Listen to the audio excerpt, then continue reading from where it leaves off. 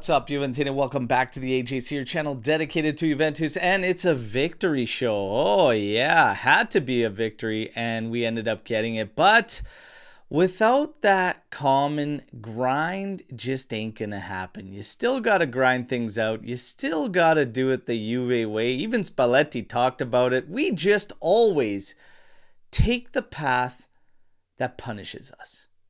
Yes, we're going to grind it out, and we're probably going to grind it out for top four right to the bitter end. But we're going to cover what was Juventus victory 1-0 over Lecce with Vlahović striking again. And we've got a bunch in the aftermath to tackle, and we're going to have a lot of fun today. And I'm happy to have Omer with me. Brother, you ready to tackle this one today? How you doing? Yeah, good morning, everyone. Good morning, Berto and chat. I'm great. I think we had, all in all, a good match to talk about, even though the first goal was scored after 10 seconds and then it was not nothing, but it seems boring, but it really wasn't, at least not like stress levels and how much I was into the game.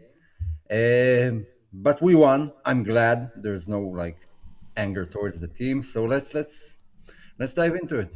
Oh, yeah, we're going to dive into it real quick. Great to see the Army in here. Okay, we got Sashko in here. Andiamo ragazzi, have a victory show. Ciao tutti, Cugino Eddie, Kiello Star, ciao ciao. Tunas takes in here. Ciao amici. Huge win, much needed 3 points, absolutely. Let's move. Buongiorno, Michael. And great to see Ibrahim in here as well. All right. And more to come, I'm sure. Here we go. Roast beef in here. And with we can't miss out on this one. And you saw Lecce on the back of their kits. We were trying to figure out who the heck Claudia is and Rita. Happy Mother's Day to all the mothers out there. All right. Take care of those mamas out there. Make sure they have a very special day. Okay. I thought their kid guy was blind. Okay, so it was Mother's Day. Okay. Today's Mother's Day, and yeah, they chose to put their mother's names on the back of their kits. Nice little touch there from Lecce. Nice gesture. Yeah. Yes. Bravo. Yes. So, happy Mother's Day to the moms out there. And now we take care of business. All right, we're not going to waste any time. We're going to get right into it. One last piece of housekeeping. If you're tuning in on other platforms, X, etc., get over to YouTube, subscribe. This month's kick giveaways are live, and I'll show what we're going to be giving away a little bit later on today's show. Now, we get to this game. Lecce, Juventus, talked about it, had to be 3 points. Starting lineup, well, we had some news coming out on the projected lineup that Thuram and Yildiz both we're going to miss out from the starting 11. So we had Boga and Koopmeiners put in there in place. Now, fast forward to an hour out from kickoff when you see the official starting 11. And we only have one of those changes. Your starting 11 ended up being Di Gregorio, Kalulu, Bremer, Kelly, Cambiasso as expected. Locatelli, Koopmeiners with McKennie in that 10 role listed as a 4-2-3-1 with Conceição. And then you had Yildiz still making the start and Dusan Vlahović getting the start up top. So I'll be real quick. I had no issues with the starting lineup. It's pretty much our best outside of Thuram being in there just because Koopmeiners hasn't done much. And I was happy to see Yildiz out there from the start. Probably until the game went on. But we can't really say much about the lineup. We know who our main men are, right, Omer? Yeah, absolutely. Although in hindsight, I would not have started Yildiz. I would have actually started Boga. But other than that, like not a lot. Just because Yildiz, he doesn't seem. Well, we're gonna talk about that a little later, and obviously there's a lot of moments through this game. But yeah, I mean, I think it's clear. But definitely in one of the takeaways, and we'll get to it, But yeah, I mean, this is pretty much the guys we got to rely on here for the final matches to bring home the results, right? Now, at the end of the day, we have like 4 key guys, and if they're in there, the rest around them, can change a bit. Like if Holmes started the match, I didn't mind it. Now, fast forward right to the start here, and I hope you weren't grabbing a drink or a snack because you would have missed the opener. Fastest goal for Juve Dusan Vlahović. Long ball sent in by Kenan Yildiz. And man, Cope Miners doing some battling for it. The ball pops out to Cambiasso, wastes no time sending it into the mixer. This was a very nice take by Dusan Vlahović, has to be said. The way he collected that ball and spun it into his path for the shot, and then the shot upstairs past Falcone. Thiago Gabriel not looking good on that particular play, as he is the one that essentially gets beat by Vlahović there, but 1-0 right off the hop. That's the perfect start. Trim and I even mentioned in the pregame, this is the game you want to get that first goal out of the way. To get it 14 seconds in, incredible. What an incredible start, and what a strike by Vlahović. Thoughts on that start there, Omer? Did you miss it? It finally worked. Like, they try it every match. That's how they started. Like, you see everyone standing on the in the center, and they dart forward, and they have some sort of plan, which usually almost works. But yesterday it actually worked. So great start. Exactly what we need in a match like this, away to a team that's battling relegation. Yeah, you need that first goal, like you need water, man. Yeah. So great start. Absolutely. And great finish from Dusan. Oh, absolutely. Everything about it. The touch was beautiful. The finish, it was beautiful, beautiful. Perfect start.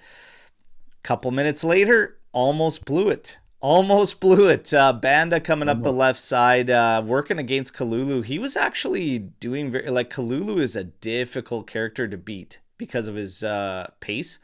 But he did get the edge on him a couple times through that game, but nothing super dangerous. But this one was. Banda gets a good cross in there. Kadira actually latches onto it.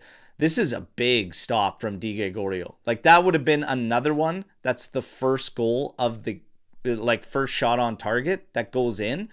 I wouldn't have blamed him if this one goes in, because that's such a high percentage opportunity. I'm surprised they didn't count it as a big chance for Lecce, but that's a big chance, and that's a big stop by Di Gregorio. Huge stop.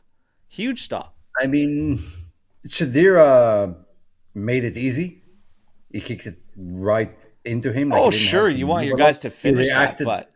Yeah, he reacted great. Di Gregorio knew more about it than it seemed if you watch, because he actually raises he gets it off the thigh and he raises it and actually parried it in that motion. Yeah, it was I think big. he read it.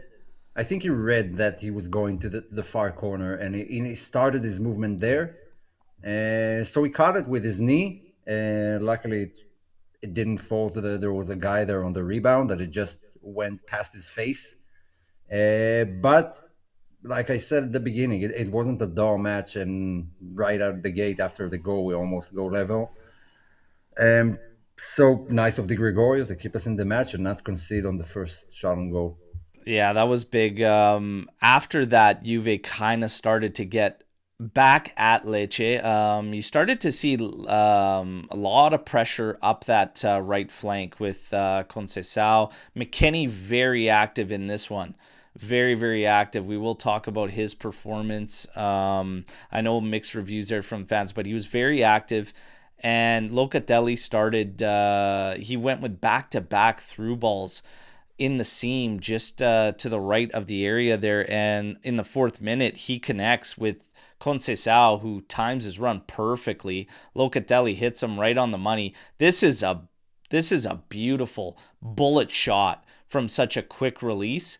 It's a damn shame that thing hits post and out. Conceição just continues to create all sorts of havoc. I was pretty upset for him that one didn't go in, and would have loved that. And 2-0 that early would have been money for Juve. Unfortunately, doesn't go in for him. 2 minutes later, though, this is a great give and go by McKennie and Vlahović. Vlahović puts this one right at Falcone. Looked a little slow, like trying to get this ball out of his feet and into a better shooting position. In the end, the pressure from, I believe it was Siebert and Thiago Gabriel were changing positions all the time, like constantly left, who's on the left side, who's on the right side. They were interchanging so much. I believe it was Siebert at this stage early on in the match, but Vlahović puts it right at Falcone.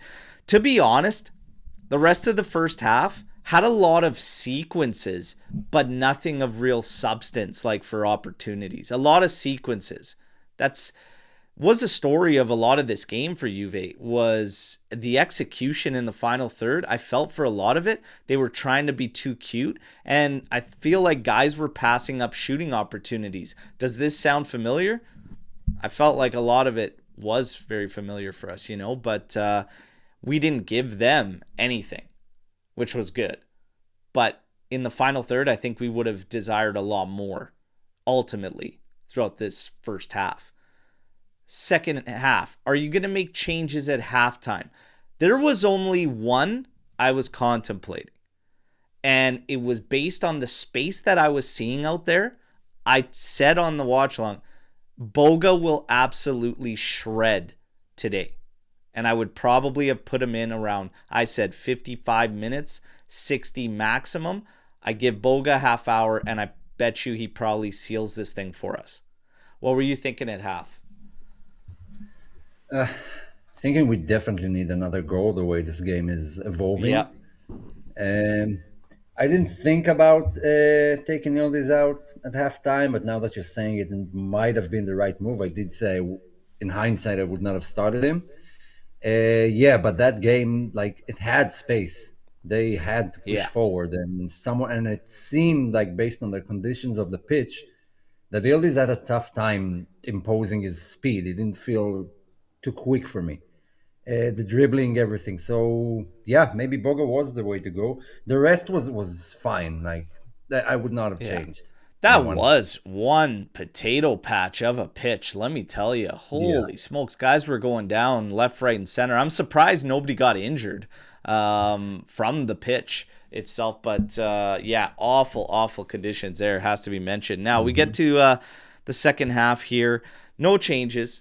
And honestly, my God, a few minutes in here, Cambiasso pounces on a loose ball. Shot stopped by Falcone. Dusan on the rebound. Stopped. Second rebound. It's in. Let's go. There's two. A brace for Dusan. Pump the brakes. Back it up. Okay. Offside. This one pissed me off only because Dusan Vlahović was staring up the line. And I hate when players go offside when you're literally looking up the line. Nonetheless, it was the right call. He was offside. We got to move on. But this was more of what Cambiasso and Conceição were doing well in this game, winning the ball back for Juve high up the pitch. That's one thing Juventus did very well in this game, and we got a lot of these types of opportunities and moments and sequences off of it. Vlahović actually had one in the first half, didn't even talk about it. He sailed it high. That could have been the second too. He also had Yildiz running into a wide open left side of the area for us. He chose to shoot it and sail that thing. He didn't sail it, but it was high. We need to do better on those sequences. Sequences like that, sequences like this, we need to make teams pay. When you have the numbers and you win the ball that high, you've got to punish. Period. Have to. Yeah. Have to. Now, there's one ruled out, okay? So we've talked about this. A lot of sequences, some execution that's frustrating us. Shot sailed, or we don't even come away with a shot. You've got Chico off the post. You've now got one canceled by VAR. 10 minutes later, all right. You have another long ball sent forward. We do battle for it. McKennie ends up with it at his feet. He sends it out to the left. Cambiasso puts in another awesome cross right in the path of Kalulu. This touch is phenomenal. This is a great touch by Kalulu. There you go. There's two. Hang on a second. VAR coming in. And this is offside on Dusan Vlahović. Okay, so first off, this is everybody. This is all of us right now, okay? I was laughing, man. Like, this was amazing. He sees the camera, he starts acting, and he's just like, are you serious? You know, like, can we just kill this game? I felt that moment 100%. It was so funny. But this offside, by rule, I get it. And it just, I've said this a million times. It frustrates the hell out of me. But in this play, ball over the top. This comes in from the AJC Arbitro. Dusan attempts to win the ball against Siebert. And when he clears it and McKennie pounces on it, that puts Dusan in the play. Okay, and since Dusan was in an offside position on the ball, played over the top, he was deemed offside for challenging an opponent. You don't need to touch the ball, obviously, to be deemed offside, and that is the play. But I have a serious issue with this one, Omer. I want to get your thoughts first and foremost, and then I am going to bring up the graphic too, so we can look at it and everything, because it's crazy to me. But yeah, your thoughts on this one as I bring up this graphic. Well, first of all, the first one, I actually caught it, and they didn't even show it, but I think McKennie was offside in the first pass as well. Like, I didn't celebrate. It seemed like an offside. The second one was infuriating. I can't stress that enough. It was infuriating because, first of all, yeah, like, Dusan is involved in the play and blah, blah, blah. But he doesn't touch the ball. It's an offside by, I don't know, a millimeter of a shoulder, or his ear was offside. Yeah, based on the rules, it should be. But the precedent you set here that it just touched him, so he was involved, and therefore you can cancel it, even though Dusan didn't touch the ball the entire move. It's a contact sport. Every player who's going to be in an offside position and touch someone, and are you going to call that a foul? It wasn't a foul. It wasn't a touch, and it was weird. Like, I wouldn't accept that. That's ridiculous. Okay. That's not a clear and obvious error. Okay. I don't have a problem. I don't have a problem with them calling challenging an opponent when you're in an offside position. I don't actually have a problem with that, because he does shove the player as he's trying to clear the ball. Does it affect that? Probably. I don't really have a problem with that. My problem has always been the exact same with this, okay? I have two issues with this. If you look at where this line is, okay, so you could see that the player's elbow actually extends. Vlahovic's hand doesn't count because you can't score with your hand. But they're drawing the line at what's playable to the ball for the defender. However, the defender can defend a player using his arm, using his elbow and shielding, etc. So it's like, it doesn't always make sense to me. I've always said the exact same thing though. If you're going to put offsides under the microscope like this, you have to adjust the rule, because this doesn't work for me, that this is even considered offside in the grand scheme of things. So for me, the rules need to be adjusted if you're going to put it under a magnifying glass like this and slow plays down this dramatically and break it down to millimeters. That's where I have the issue. I disagree that if a player is in an offside position and you're challenging an opponent or involved in a play, that it should be called back. But this, I have a major issue with the offside line and rules when you're breaking it down to milliseconds and millimeters. That's just all it is for me. You need to bring back the passive offside if that's the case. Because any player who's offside, even if he stands near the corner flag, you can say that he's affecting the play because someone has his eyes on him. Someone notices him. So it's not the case here, but you can make that argument on every chance, basically, that someone who's offside affected the play. I don't know. The refereeing was horrible in the match in general. Colombo was terrible. Colombo was absolute It didn't surprise me. garbage. This is not the type of situation for me that VAR needs to intervene. Oh yeah, he completely missed a clear and obvious error that resulted in a goal.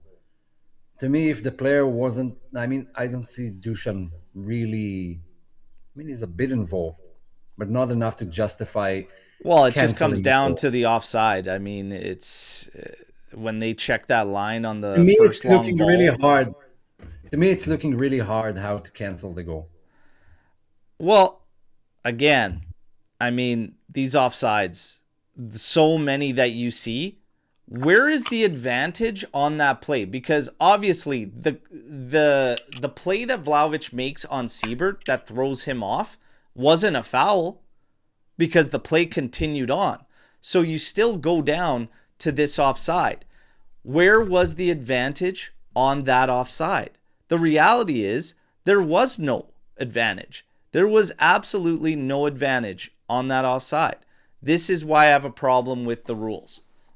They must adjust them if they're going to continue with these. And by the way, get ready, everybody, because for the World Cup, apparently every single player is getting scanned for the World Cup, and they're going to break it down even tighter than this. It's only going to get worse, everybody. But nonetheless, here we are. That one gets ruled out. We saw Luciano Spalletti. I still think this is absolutely hilarious, okay? But there's Luciano, and this was all of us at that moment, okay? And grinding it out, we're all in the same boat. We're just hoping that this doesn't punish us. Please don't fall victim to some stupid goal that we allow or whatnot. Well, fast forward to the 77th minute. This was actually Kalulu, a very rare mistake in him, in a strong performance from him. Awful turnover. Sending it over to, I believe it was McKennie at that time, or just why? Kelly. Players draped on him. Indrea, who just comes in, actually comes right back at us, pouncing on that, takes a shot, just misses short side, and what a moment that would have been. Because as the game went on, the giveaways, so many giveaways, and we just got sloppy. The passing, I was just not happy with in this game. Nonetheless, 95th minute, we do get a chance to close it out. This was from Boga, who entered for Yildiz around the 82nd. Jagrova had come in for Conceição.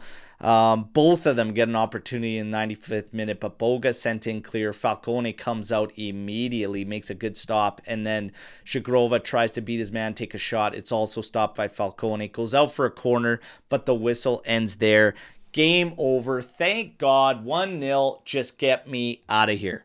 Just get me out of here. This game just felt very similar to so many that we've seen with Juve. Dominant, and Spalletti put it perfectly.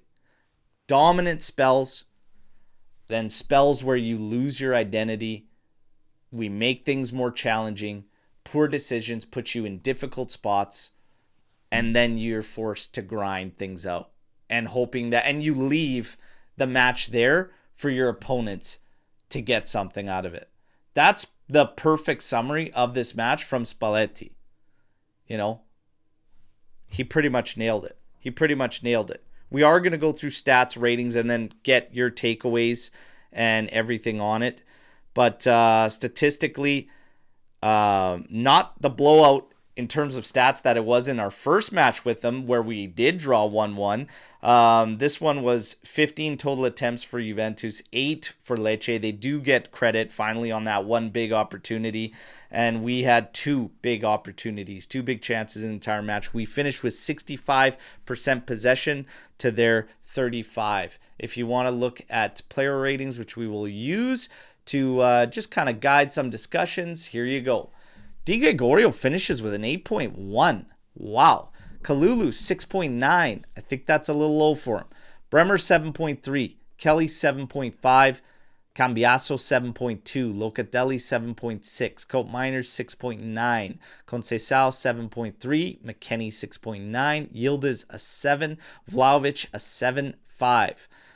We are going to talk about player performances, etc. Real quick, just looking at this, Yildiz I don't think hits a 7 for me. He's at a 6.5 based on yesterday's performance. Kalulu I would put higher, and I would give Cambiasso a 7.5 next to Kelly at a 7.5 as well. And I'd put Loca slightly down. I feel like this game and his last game, the passing could be better, and he's missing some passes I expect him to hit. Other than that, I don't really have I think 7.5 is pretty high for Vlahović. I'd probably put him at like a 7.1, and Conceição a little bit down to a 7.1 too. Your thoughts just quickly looking at those? Any disagreements? Yeah, Yildiz, I would give him that high. Vlahović as well. Apart from the goal, I would give him 7.5. I would put Chico above him. Kalulu higher. I mean, there's a discussion here on Cook Miners. I actually agree with the rating, but we'll get into it when at we go 6.9. Okay. Yeah. Well, we will get to performances right now. The official man of the match De Gregorio wasn't man of the match. Was Vlahović your man of the match? He wasn't mine. No, absolutely not. Yeah. I had these players in contention. Kalulu, Kelly, Conceição, and Cambiasso. Those were the players I had in contention for it in this game. Mm-hmm. And yeah. I would throw Chico in there. I did. I had Conceição. Oh, sorry. I missed it. And Kalulu, McKennie, Kelly, Conceição, and Cambiasso. I would throw McKennie in there as well. I think in terms of linking up and one-touch passes to the other guys to open up space, I think he did a very good job. Like not man in the of first the match, half. okay? I think in the second half it was a little bit quieter, but he had a strong first half. I really liked his first half. And that's the fade in the second half, which wasn't all his fault, but that's why I didn't keep him in there. But he had a strong first half. Really good first half. Yeah, but all in all, like Kelly, Cambiasso, Conceição were the highlights. So who was your man of the match? I would give it to Conceição. All right. To be honest, just because I know who you're going to give it, but I would agree on all three of them, to be honest, if you shout them out. But I want to give it to Conceição, mainly for that celebration of a yellow card when he stopped the defense late on. Professional foul yellow. I like it.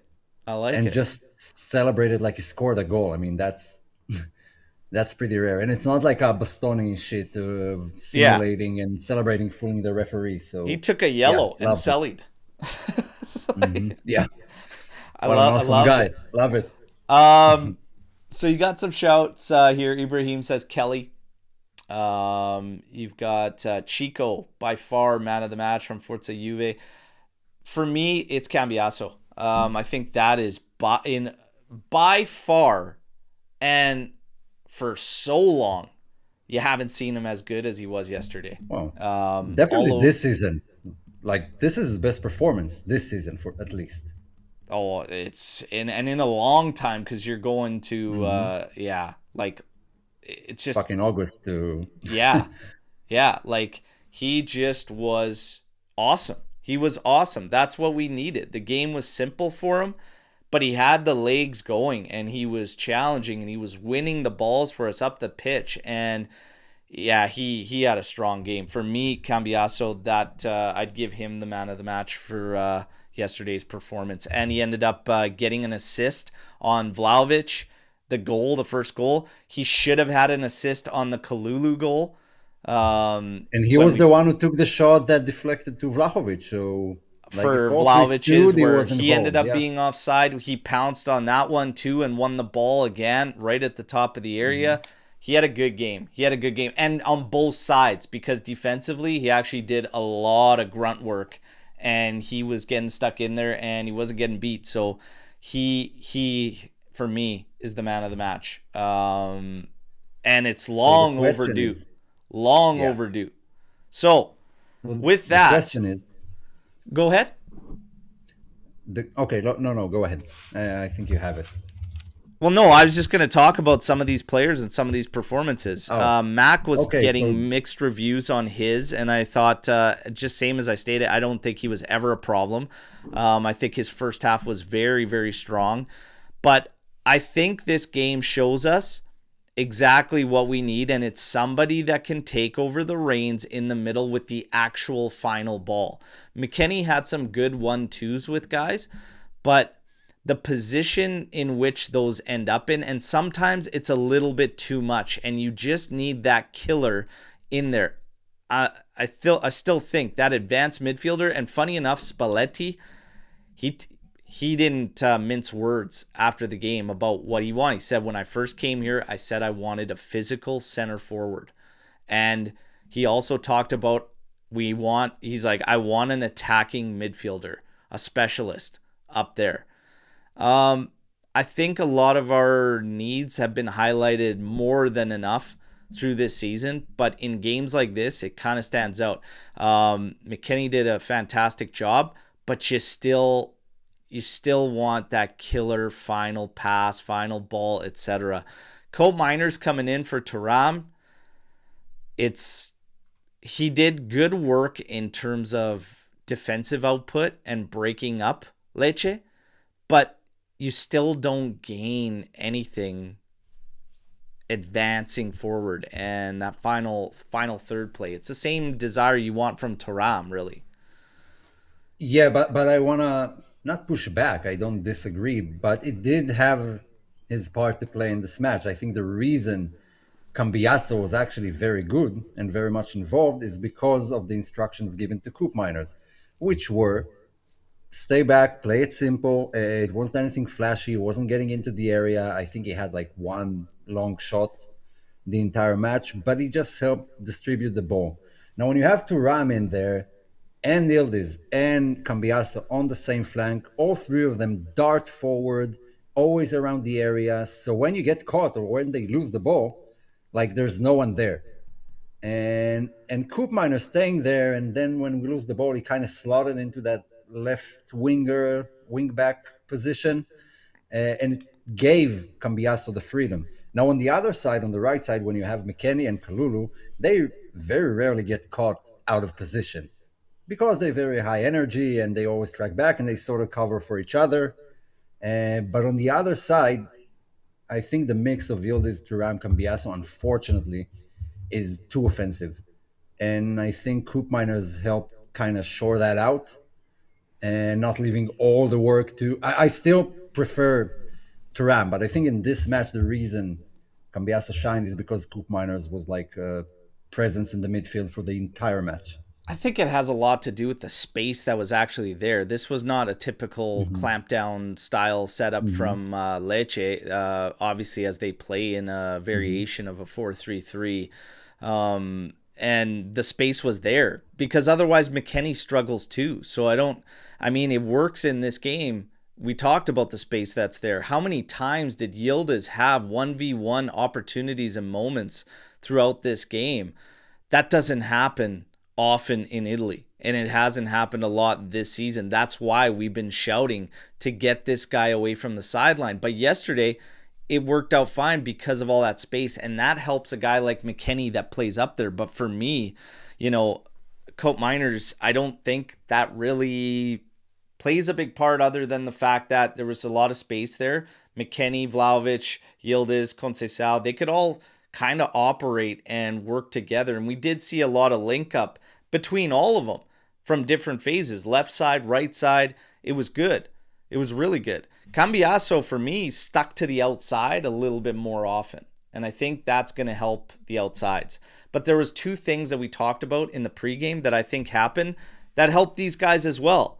McKennie got his legs going again because in the previous last couple games, he hasn't been higher up there on the kilometer count for tracking, and he doesn't show up in the game when the legs aren't there. Yesterday, again, amongst the leaders before getting taken off, and he was everywhere. He was doing his thing and cooking in the first half, so it was great to see. The second thing that we said, Kalulu needs to get involved and more active. Over the past, I don't know how many matches, he's been staying rather stable, more towards the back, not getting terribly advanced. There's almost like there's been this force field that stops about 35 yards out where he just stops and has planted himself for the last, 3 matches. And I said, we are at our best under Spalletti when we're unpredictable.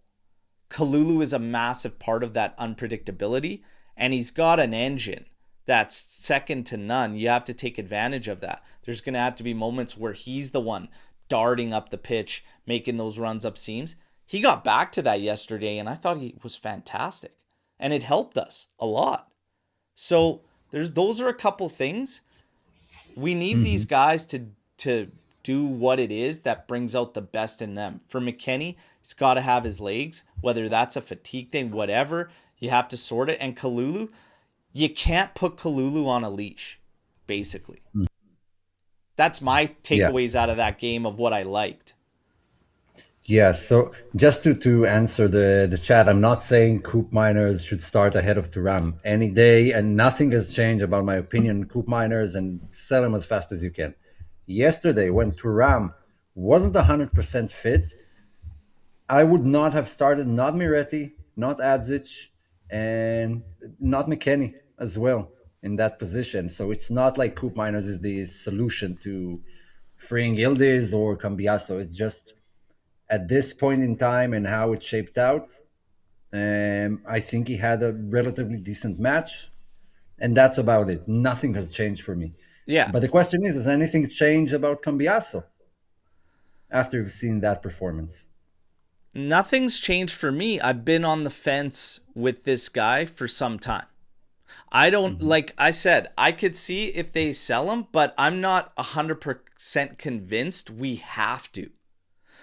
Let me paint this picture, because I saw the comment come in from Gio here, and it said, we're not going to get a better fullback than Cambiasso. Okay, hang on a second. Because if you have a shot to get Grimaldo, if you get a shot to get Grimaldo, you have to approach this for Juve. You have to. On a player like that, on, if it's true, 15 to 20 million euros, I'm sorry, you have to take a stab at that. And you have to approach that. If you land Grimaldo, I'm still not 100% convinced that I say goodbye to Cambiasso, because that's how you get your depth. Imagine being able to bring in a guy like Grimaldo on 15 to 20 million euros, and you can keep Cambiasso around and he can alternate right side, left side, and be this depth option from the bench. I would think that's the perfect case scenario for Juve, because Cambiasso's value isn't what it was last season. No, I mean, nothing has changed for me with Cambiasso. He has a chance here in the next 2 matches to put in great performances as well, and then we can start talking. But he's not like in the situation where, I mean, if you get 10 million, sell him, just get rid of him. He's not there. For the right offer, I would absolutely sell him, and not an overblown offer. But I would sell him. He's not a must. I mean, I don't agree that you wouldn't find anyone better. You absolutely can. I mean, is Cambiasso that good? I don't agree that you won't find something better, but I'm not 100% sold you have to sell him, and definitely not in Italy. No, you don't have to sell him. And if he's out there, sometimes playing on the right, on the left, that's fine. I would even try this season and alternate him and McKennie. If McKennie starts on the right wing again, I would alternate between them, because I want some sort of balance. And I don't want to see the 3-4-2-1 anymore. Like, I'm kind of done with this 3-4-2-1. I don't as well. And I was really happy to see the 4-2-3-1 yesterday. And honestly, for like a sort of a first match where it happens, I really liked what I saw. Okay, but we have to see how it evolves. I don't want to see the 3-4-2-1 anymore. I think it has to be a 4-3-3 or a 4-2-3-1, a variation of a 4-3-3. There might be moments and times you need to play like a 3-5-2 or a 3-4-2-1, but I mean, I think you need to get to a main there because it gives Kalulu that freedom. Kalulu gets that freedom from it. Cambiaso, I just think, needs to stick to the outside, but you got to get to something and lock it in. The 3-4-2-1, it's great when everybody's, humming and moving along and it's clicking and the interchanges are right, but for the past, I don't know how many matches that we've played it, we've become extremely predictable. So for me, go to something that doesn't stymie or stifle your players. Yesterday was pretty much a 4-2. Yesterday was pretty much your 4-2-3-1 because McKennie played as your 10. And Kalulu had the freedom as a fullback. But you didn't move to like a 3-4-2-1 later on. You moved to it later on. Yeah. But I mean, it's like a defensive shape. I think Spalletti at some point understood that he doesn't want to risk conceding. So he took out Vlahović, put in home. Then he took McKennie down, brought in Gatti. I mean, he was really shoring up the line. He wasn't having any, and I'm okay with it. Yeah, but I don't care about that in a situation like that. I'm just saying these last few games we have been predictable as fuck when it comes to offense. Like what I'm saying is, fuck. And those things that we talked about in the pregame yesterday were happening. McKennie was ghosting. Kalulu nowhere near as involved as he should be. Higher up the pitch, supporting the attack and giving defenses more to think about. And when you're playing against teams that are going to clamp down, so you want to go to the Verona match, etc., we were far too predictable. And we weren't taking chances. Kalulu was happy to hang back and dump crosses in, but crosses into who? Like, it's got to make sense. When you find something that works out great for us, which it was, you have to keep those things consistent that are working well. And I thought we got away from it for a while and we were becoming predictable. In a 4-2-3-1 setup, you kind of force these guys to do that. In a 3-4-2-1 shape, it allows these guys, it allows Kalulu to get sucked into where that force field hits 35 out. It allows McKennie to think more defensively about the width and the shape there. You go to a 4-3-3-1, we're going to play 4-2-3-1, 4-3-3, etc. It changes the mindset. And this came up yesterday because somebody said, well, we play 4-2-3-1 on the ball. That is different than lining up in a 4-2-3-1. Saying this is what we want to do, this is where I want you to go when we're on the ball. That takes time for these guys to hit that. It's not the same. I don't think it's true. Think it's true. We're not playing 4-2-3-1 with the ball when we start with 3 men at the back.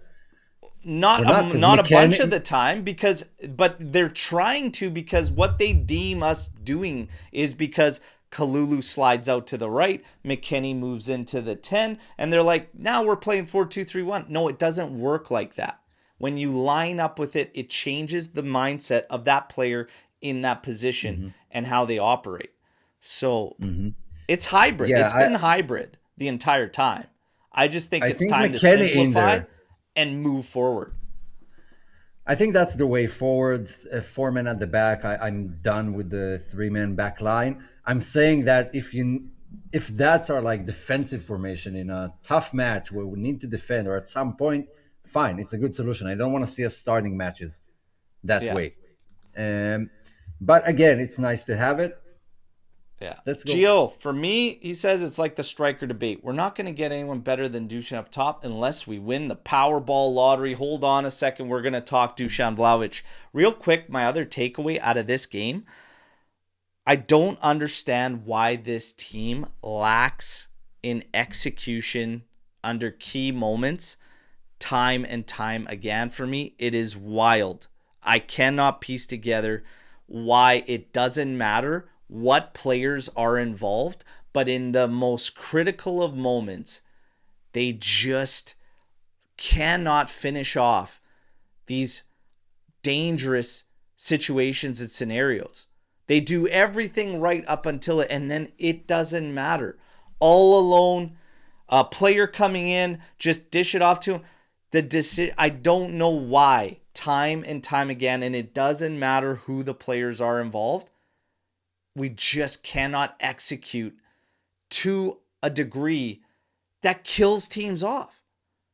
I can't wrap my head around it. And yesterday, holy smokes, there had to be at least a handful of moments.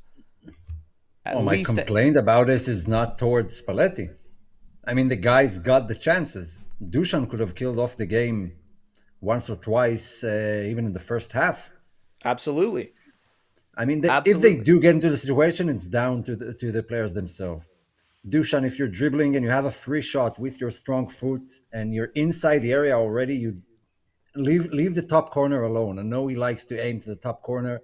It's a wet pitch, low-driven shot. The goalkeeper never gets to it. Falcone never gets to it. Just take it simple. I mean, it's a problem with everyone. I felt like everyone was That's doing what I said. It doesn't matter. much. It's been years, and it doesn't matter who. There's been players that were here previously that fell victim to the same thing. It feels like it doesn't matter who. Why on earth can we just not execute to like a higher standard? It's crazy to me. It's absolutely crazy. And it comes down, it's even simple as passing in the dangerous sequence leading up. It sometimes doesn't even get to a shot. I have no words for it, but that's a takeaway that just, it's been killing me. It's been killing me to watch things break down from us. And then you watch like lesser teams with ease finishing off scenarios like that or coming away with a great opportunity. Like, I don't know. Now, the striker debate. Dusan Vlahović, obviously, now responsible for saving 1 point against Verona with the free kick goal, which was fantastic. Here he scores the fastest goal for Juve, and it's the game winner, 1-0. 4 points these past 2 games off the foot of Dusan Vlahović. And now people use that to fight the fight, saying Juve has to renew Dusan Vlahović. Shame to everybody who thought that Juve was going to do better without Vlahović and these other guys have all failed. Holy smokes. They were laying it on thick. I have my thoughts on Dusan Vlahović and the striker situation. The latest on the news and the headlines today is that Juve is going to take a stab at renewing, and that the first offer was 6 million. 2-year deal, 6 million. That apparently was rejected. So they're going to continue to talk. Where do you stand on Dusan Vlahović now, Omer? Where do you stand on?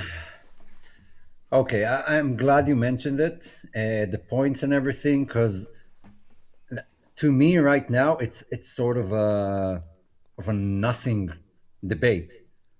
Like nothing has changed for me, and I'll tell you why. Because first of all, you can paint it with both brushes. You can say, "Wow, Dusan missed a lot of chances, and he could have killed the match earlier. He was offside a lot. Here we go. I think he was offside too much. I think his pressing wasn't good enough." But you can paint it with the other brush, that at the end of the day, those 4 points that we have right now from the last 2 matches are down to Dusan and his goals, and he's a striker, and his job is to score goals. So I feel like it's right in the middle. You got the exact Dusan you knew you had. If he was healthy and he was still playing the entire season, that scenario could have been exactly the same. He could have gone on a goalless streak from December up until yesterday. That's Dusan. We have 4.5 years of experience with him. I don't think he's going to turn into this worldly striker that finishes off chances. That's Dusan. That's what we have. Is that what we want to go forward with? For me, nothing has changed based on these 2 matches. And the pendulum is right in the middle. It didn't move this way or that way based on the last 2 matches. And to be honest, for the salary he's asking, his age and everything, yeah, I would probably let him live right now. Really? So 6 million you wouldn't renew? Depending on who the other striker is. Here's 6 million is a starting striker. Here's my thoughts. It's the striker situation is ugly at Juventus. Dusan Vlahović, I feel like yesterday's game showed us exactly where we've been at with Vlahović the entire time. Yeah, he scored a goal and then he laid waste to quite a bit after. Sure, a couple offside goals, but guess what? That first one, he's staring up the line and he's offside. Second one, okay, hard done by. But the thing is that he's been streaky for us.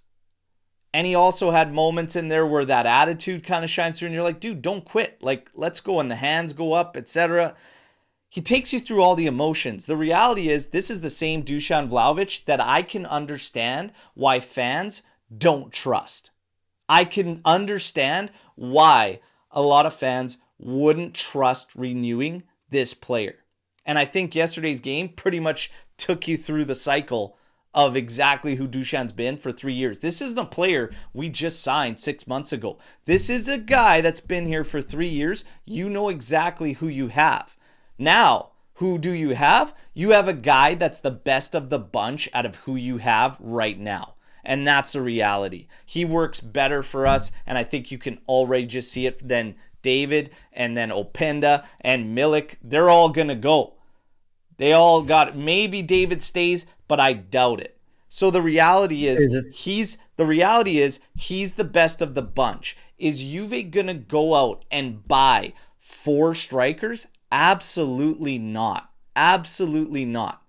So capital from David is probably going to come into play. Vlahović, he may not renew with us, but the reality is Juve has to kind of approach it because they have to do that by default based on our strike force right now. I don't care what Spalletti feeds the media, what he says, or anything. I don't believe that he cares for Openda at all or for Jonathan David, to be honest. Yeah, I mean, you can't have 2 strikers who are not good enough to be starters at Juve sitting on a 6 million salary on the bench, alternating with each other. It's not...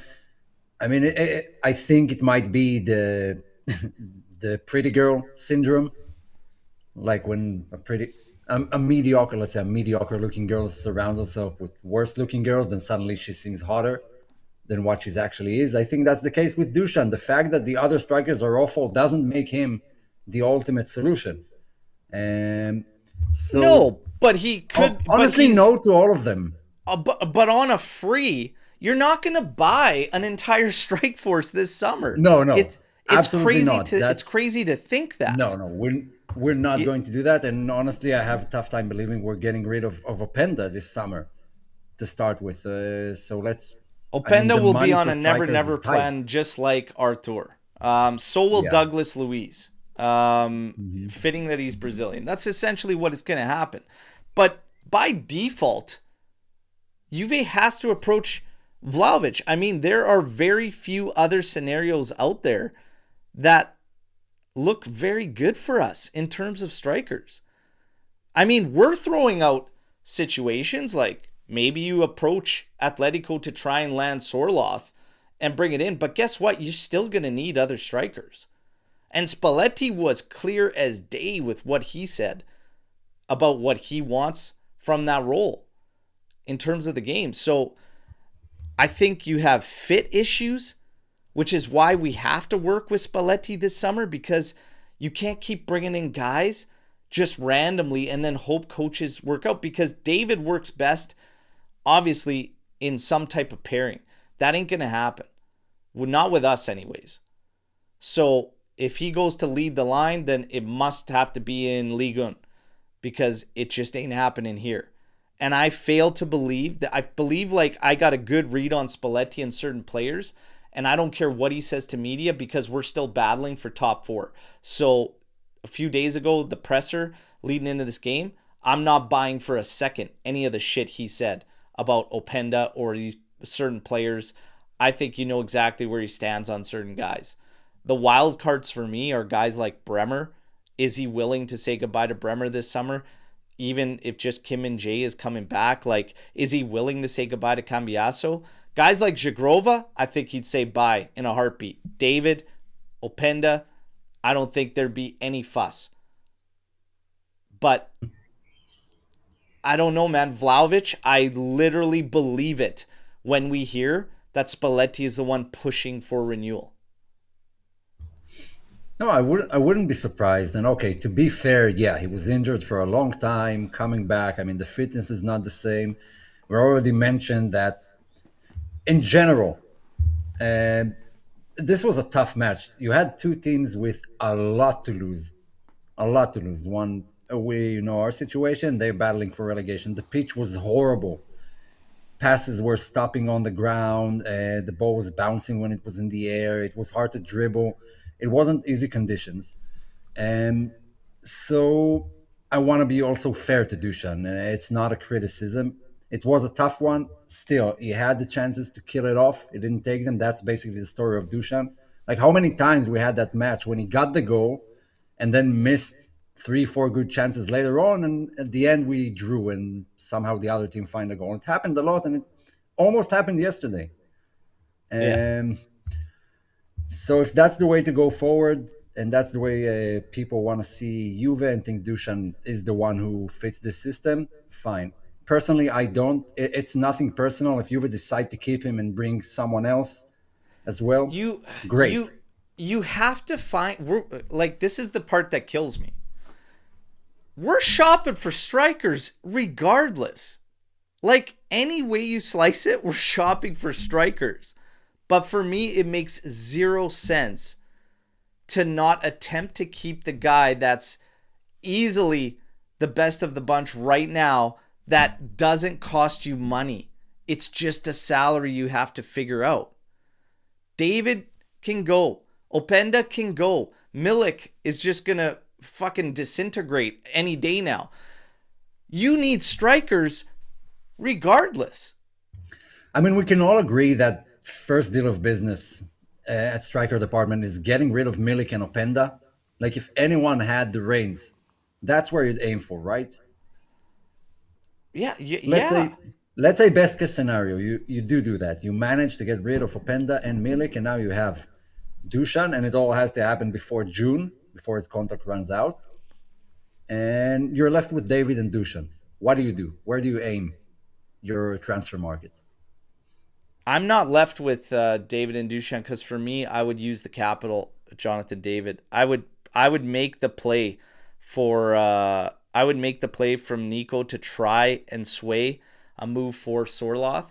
I would like to go. I mean, if you had Sorloth and Vlahović going into a season, I'd actually be happy with that. Plus, find somebody a third. And I'd be comfortable going into a season like that. With Vlahović, I just don't think you're gonna find what are we looking at? What are the names? I mean, Lewandowski on a stopgap deal, I have no problems with. I have no problems with Lewandowski on a stopgap deal. If Lewandowski is it and it's patchwork around it, I have a major problem with that. So we let these guys all go. You pick up a 37-year-old Lewandowski on a 1-year stopgap. That can't be the only business. So what comes around it if you're going to give this guy a massive payday? Darwin Núñez does nothing for me. Nothing. Darwin Núñez does nothing for me. All the names we are hearing are fucking awful. Like Lewandowski on a stopgap deal, I like that. But I like it with Vlahović staying on a 2-year deal, with a 1-year option where you could sell him, try to sell him after.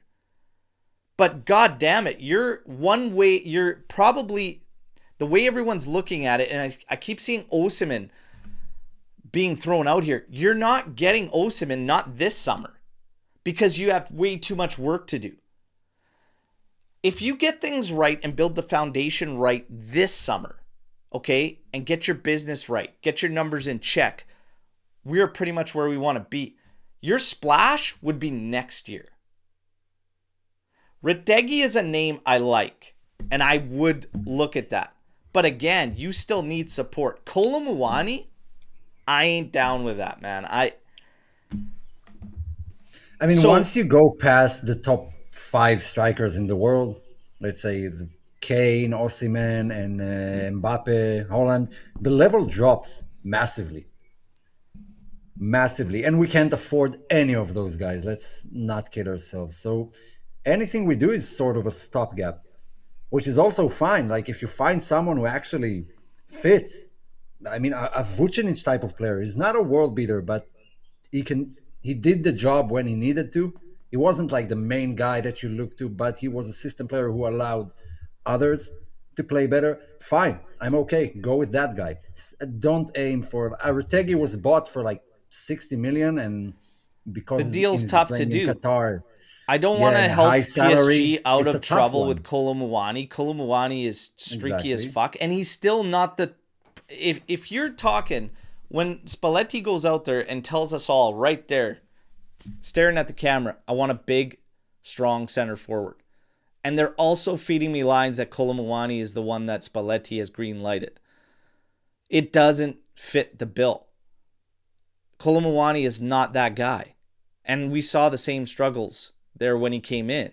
He went off gangbusters, but the nice thing about Kolo Muani, the one thing I will give him, he could score goals out of nothing. He can finish out of nothing and make some things for himself, right? I For me, Dusan, by default, I think Juve really has to push for the renewal, everybody. I really do. Unless all of a sudden there's more names that pop out here that come out, I don't know what they would do. You have to by default. Yeah, I, it's a I don't very see a way tricky around, situation with all sadly. of them, You know? Now, and this is it has obviously to happen something before that's going to June. be tracked going down the wire. We've got a few games left and 2 games left. And his contract scenario will be heavily monitored. Now, we got to But keep his things rolling. contract, wait, his contract does run out like in 3 weeks from now, right? End In of June, June is when it actually runs out. end of June. They Okay, so a always month and a end on half. June, yeah. So Cool. now we get to Kenan Yildiz. Okay, all I'm going to say, one more takeaway from this game is he don't look 100% right to me. He doesn't look right to me whatsoever. You mentioned it too in this game. I don't know what it is, but in a game like yesterday, for me, he doesn't look 100% right. And if there is a situation around him and that inflammation and his knee, I I kind of don't know how to feel about it or what to think because he played 80 something minutes yesterday, like 81 or 82 before getting subbed off. If there's something going on with him, do you know how fucking irresponsible that would have been in a game like yesterday where Boga could have easily come in and torched probably based on what we were seeing from Kenan Yildiz? I was left wondering like all night. Like I was like, did we actually do that? Like there's something with him. People were telling me that there was rumblings around potential surgery that he's holding off because of World Cup and everything. I don't know what the deal is, but he doesn't look 100% right to me. To me, watching him, he's suffering from something. He's not himself. And I just can't help but wonder why the hell he stayed in for 82 minutes yesterday. Unnecessary, in my opinion, especially how he was played. In general, the subs came in very late. Yeah, I would have big done time. some earlier. Look, with Yildiz, I'm of the opinion that it's no big deal. It's no big deal. It's been a very long season. First season as like the main guy. He played a lot. It wasn't like Mota for tactical reasons, although he did this series on 50. But his production has also gone up from last season and by quite a lot, actually. So there is improvement, but I keep reminding myself, I mean, this kid is 20, and there's after everything you said, first of all, if he's not fit or 100% fit, play Boga. Boga has a lot to prove. Juve still need to purchase him. He wants to prove that they need to purchase him. So going into a match like that, if he's fatigued or I don't know, sort of injured, just don't play him, especially on that pitch. But all in all, it's fine. Like he had a decent season, a 20-year-old kid. He's improving. I expect him to improve. Yeah, the criticism is there. Last 6 matches, he was not good. It was just not. And above all that, you have the World Cup looming. A knee injury right now kills his World Cup. That's his first World Cup as a starter for his team. And so I believe that also plays a part. Like mentally, it's a tough position to be in. So I'm not overly critical. We're playing one game a week. We're playing one game a week. Fatigue and all this shit, like, I don't fucking want to hear about it, you know? And World Cup, like, I get it. Players want to play in the World Cup. You also have a job to do. You also have a big responsibility with Juve. I'm just saying, he doesn't look right to me. And I don't like the performances over, like, 4 or 5 matches right now. I gotta be fucking honest. Like, so for me, I'm starting to look at Juve as well, and even at Spalletti, because, yeah, he's a super talented player, but he's brought next to nothing these past handful of games. Like, he's brought next to nothing out there, and that just can't fucking happen for no matter what the excuse is. Juve, I don't want excuses. I don't fucking care about it. Like, I just don't care for it. I can't stomach it. I definitely can't stomach fatigue when you're one game a week. If it's an injury and you're nursing it, same thing. Then I look to you, Spalletti, because you've got a first half out there where you got Yildiz on 1v1s, left, right, and center. He isn't taking them, and he's hesitating. That tells me that he is playing either reserved or he's got an injury or something out of there. Get Boga the fuck in there. What are we doing? Get Boga in. Either way, get Boga in. Even if he's fatigued, fine. The reason for his tiredness, I don't know, could be a million. But it doesn't matter what the reason is. If he's not 100% and we're fighting for fourth, you play Boga. You start bringing in South. Nothing. And I don't know, like, I don't have a stomach for it. I don't have a stomach for the training fatigue when it's one game a week. I can deal with it when you're playing game in, game out like they were earlier in the season, and we had only one starting 11, and Spalletti never fucking rotate it. Then I get some sympathy for fatigue. One game a week, and I'm watching TikToks about how you like your fucking toast. No, come out and come to play or get the next man up, like for Boga, because Boga can easily do it. We're not talking about a situation where Thuram goes out and you don't really fucking know if you want to play Coat Miners or Miretti. It's a different situation because Boga has been fantastic. So that's all I'm saying. When it comes to Yildiz, he doesn't look good for me, and I would go with Boga. Like, don't risk, again, 82 minutes. If you're not right, why the fuck are we doing that with our star boy? That's, like, for me, it's mind-blowing. But you're right. All the subs were late. All the subs were late yesterday. Spalletti waited a while, and Lecce kept throwing on fresh legs. It's something to watch out. But, yeah, I don't know with Keenan, man. I think it's fine. I think it's the end of the season, World Cup. Like, I'm not holding that against him too much. I don't know, man. I think he's got something going on in that knee. I think there's something going on.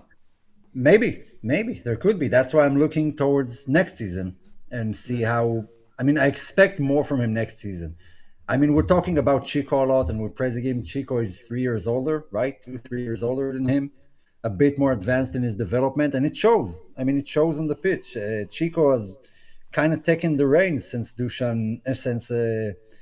Kenan kind of dipped in form like 5-6 matches ago. No, Chico? Yeah, what is he? 2 years older than him? 2 or 3? I think 2 or 3 years older. It's like 22 or 23, whatever. Still a young buck. I think you're mistaken what's being said. I'm not saying there's nothing like that. It's I get it. With Yildiz. I'm saying there's something fucking going on with him physically that he's not himself.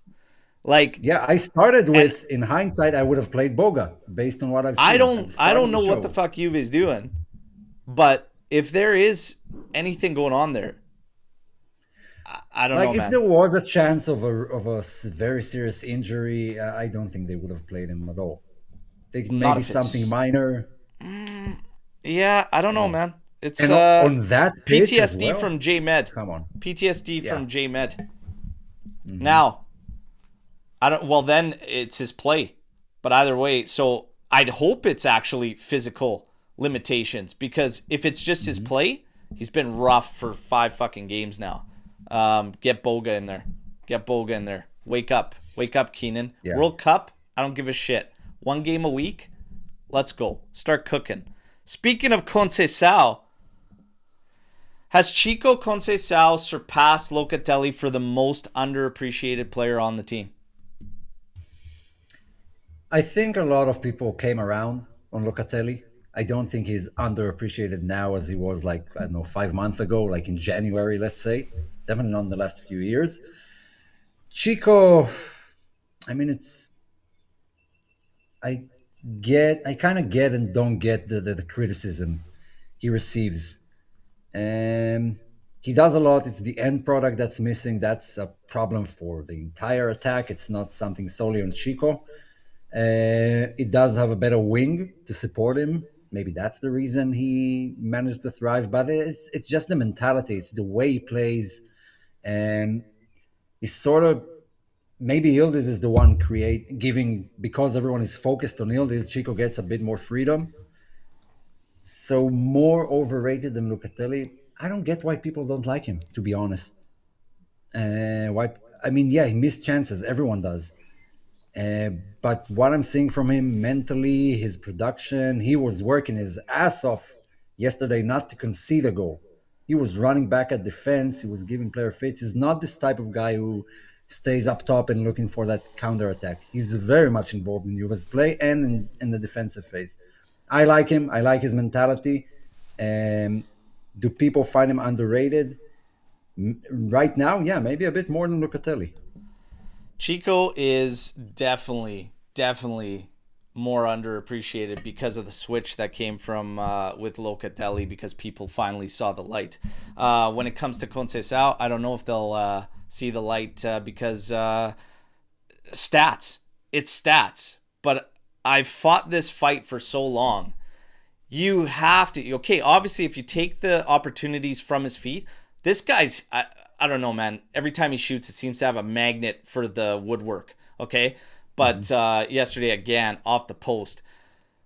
But if you look at the setups and you look at the assists, yesterday's a prime example.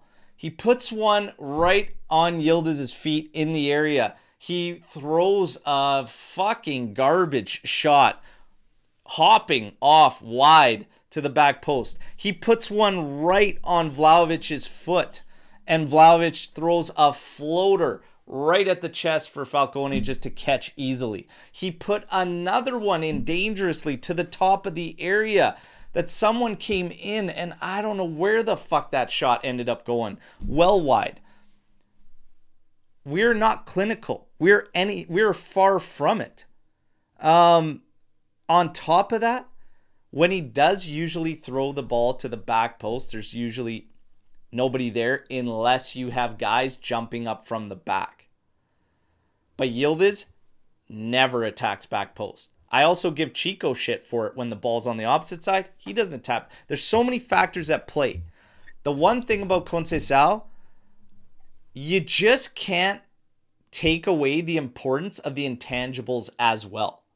In terms of creation, this guy is in 90% for successful dribbles and guys beaten. Chances created, high.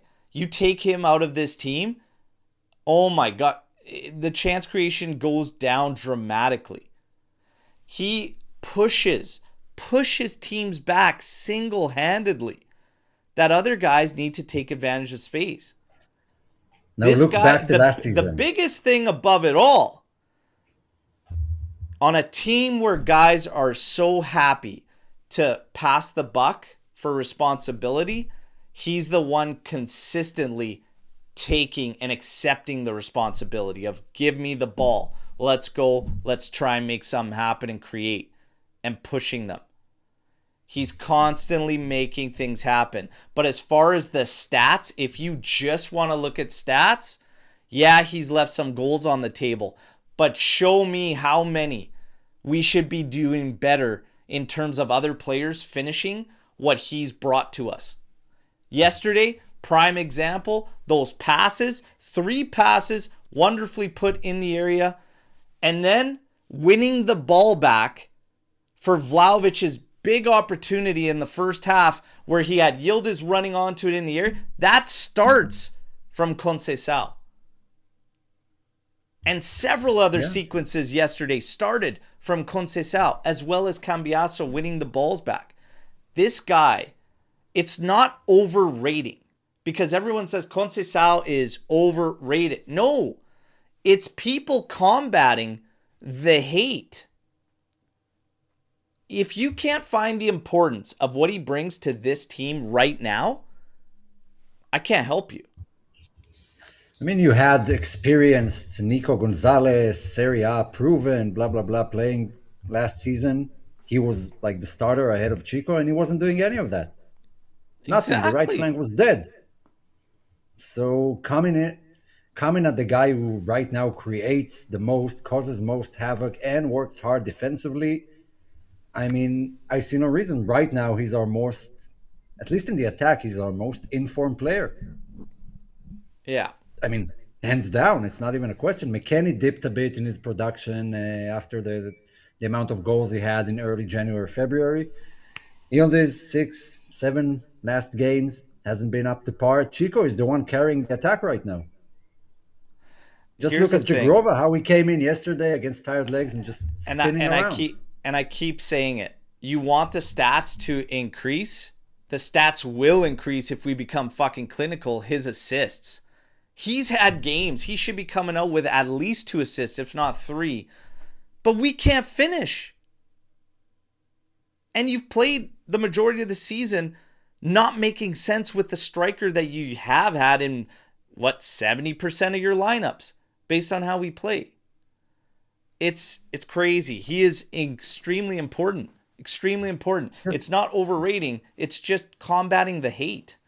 Because if you can't see the value he brings, but I don't get it. Like now, when you get into the value, it's a different question, because now Michael G says, and this is a honest question, do you sell him for 50 million euros? No. Nope. 50 million is a lot of money. We also just bought him for 40 plus. Just bought him. That's not enough capital for me. Yeah, I won't sell him. First of all, like you said, not enough capital. I think he's a player who's improving, and we can see the improvement of the pitch on the pitch after every match. We've been talking about him for quite some time right now and pointing him out in each match. And I mean, his value could increase by 30 million by the end of next season if he has a proper striker and the stats are there to support it. Yeah. So I wouldn't do that. And I don't want, to stay that kind of train station where players come in, and if they do well, they get sold, and you bring someone else in. If he's doing great, it seems like he loves being at Juve. If you look at last season, I think you have a better argument. If you look at last season, his play, and I still liked him last season, but obviously he needed to be sharper in decision making. And people said, you can't fix that. You can't fix it. Bullshit. Because his decision making is better this year than it was last year. I've already seen a big change. He's got his head up way more often. And he's finding teammates way more often. Again, when you do more things right and you keep doing those things right, eventually it's going to start falling for this guy. He's been snake bitten with posts and crossbar, etc. It's only a matter of time before that twist. But the assists aren't on him. They're on the other guys who aren't clinical either. That's got to change as well with our striker situation. Now, selling him for 50 when you bought him just now, finalized this year for 40 something? Absolutely not, because he's so close to that actually escalating like you claim. When the stats finally do start coming and we do hopefully get a striker, become clinical, and everything clicks for Spalletti, etc., then you do it. But the bigger thing is, why do that? Who are you going to go and buy and bring in?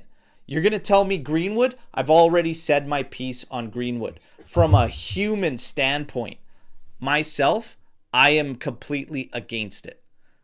I don't think fuckers like that should have the privilege of playing professional football anymore. That's just me. Okay? Girl dad, I don't give a fuck. I don't want Mason Greenwood at Juve. I don't give a shit. You have more work to do at the striker position. Don't give yourself more and take away an important player from this team. He's a core player to this team. If any core player leaves, it's got to be huge money. 50 is big money. Not to the Premier League. No. So if they come knocking, shut out an 80 for. Yeah. I mean, and if he gets like, I don't know, 2 goals in the World Cup, even as a sub, his value jumps by like 15 to 20 million. Suddenly talking 70 and stuff. Honestly, the least of my worries with this Juve team right now is the wings. I think we're actually good at the wings. I don't know, maybe Nico Gonzalez comes back, maybe he doesn't. But our starting wingers, I'm very pleased with, both Conceição and Yildiz. So I don't want to create another hole that we have to fill up going into the summer. If by some chance you manage to fill out the other position and then a big offer comes for Chico, then I'll consider it. Right now, it's just I don't sell him. Not for 50 and not for 60.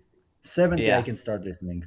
Absolutely not. I'm not thinking selling him. Not right now. You have work to do. Don't give yourself more. Don't give yourself more for 10 million in capital. 50 mil? No. Figure out the other holes before you create new ones. Exactly. That's the thing. Our striker situation is disgusting. That's a huge area that Juve really has to figure out and get right. You need a center back. You need a full back. Potentially need you a can goalkeeper. Make the claim. You can make the claim to any position except wingers. You can do better at wing back, center back, goalkeeper, midfield, striker. I mean, that's where the issues lie right now. For me, yeah. I mean, it's a pretty clear plan of attack right now. I'm fine leaving Conceição and Jagrova on this team. Like, I'm fine with that. Yildiz and Boga, I'm fine with that. For me, you need to shore up some starters. Okay? A strong center back would be greatly appreciated and needed. A fullback.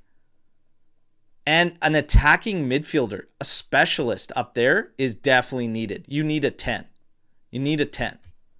And a striker. And you need some sales to make all that happen. Just not cheap. I mean, yeah, you have guys leaving. There was going to be a big change at Juve this summer.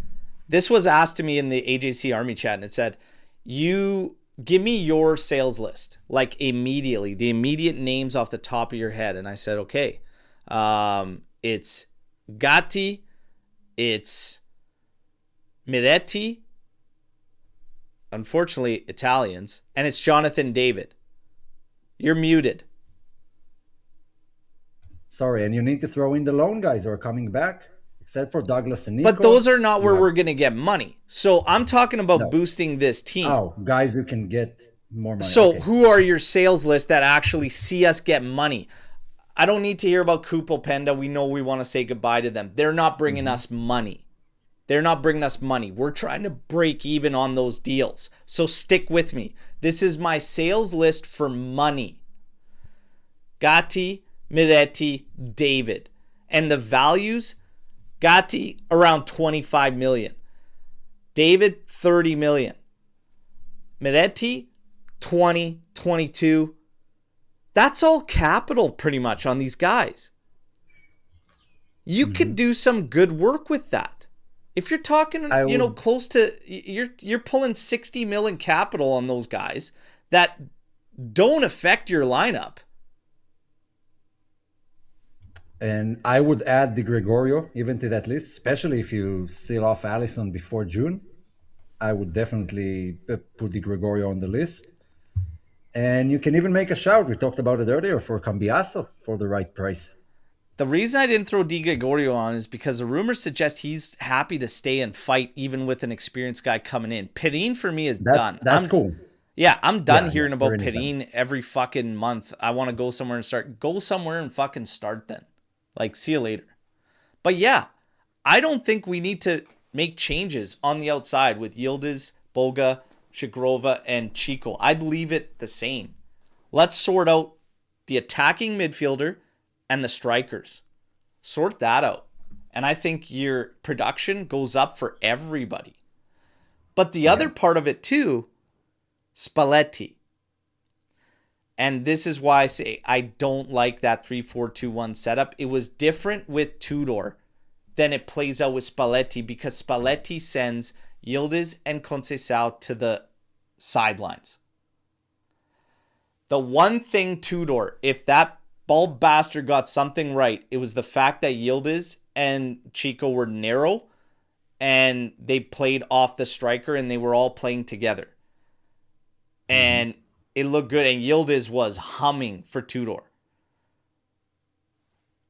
I don't think we can continue with that setup because of them automatically always going there. There has to be more connection with the rest of the attack. They did a great job of that yesterday. It has to continue that way. You can't leave these guys on sidelines. So, again, an experience, like if you find the right guys that 10, he can also bring that together. If you find the right guy. It worked yesterday because of space with McKennie, but that's a big area of need for me. You know what else we need? Either better than Locatelli or somebody that can rotate in for him and run the midfield and dictate it.